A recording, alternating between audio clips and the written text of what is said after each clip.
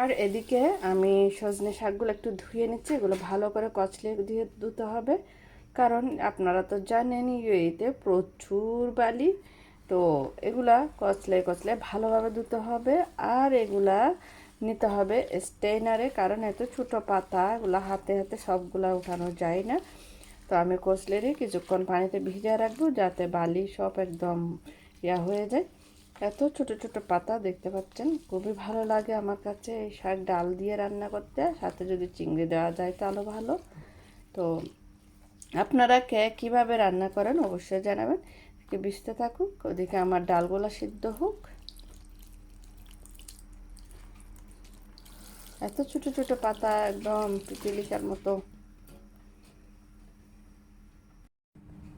খুব সুন্দর করে সজনে পাতাগুলো ধুয়ে নিয়েছি। এখন দেখে নেব যে খুব সুন্দর ধোঁয়া উঠছে, ডালগুলো সিদ্ধ হয়ে গেছে। এখন আমি শাকগুলো ঢেলে দেব, আস্তে করে ঢেলে দিচ্ছি।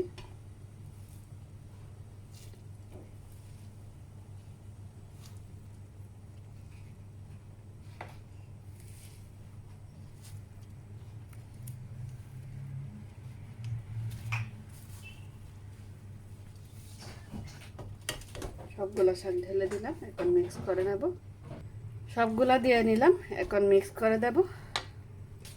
খুব সুন্দর করে মিক্স করে নিয়েছি ডালের সাথে। গ্রিন শাকগুলো কি যে লোভনীয় লাগছে, ছোট ছোট পাতা। আহ, এই তো হয়ে গেল আমার সজনে রান্না। দেখতে পাচ্ছেন একদম পাতাগুলো গলে যায় না, গোটা গোটা ছোট্ট ছোট্ট পাতা, কিন্তু গোটা গোটা আছে। খেতেও অসাধারণ হয়েছে দেখলাম থেকে। তো সবাই ভালো থাকবেন, সুস্থ থাকবেন, সুন্দর থাকবেন, আর পাশে থাকবেন, সাথে থাকবেন। আল্লাহ হাফেজ।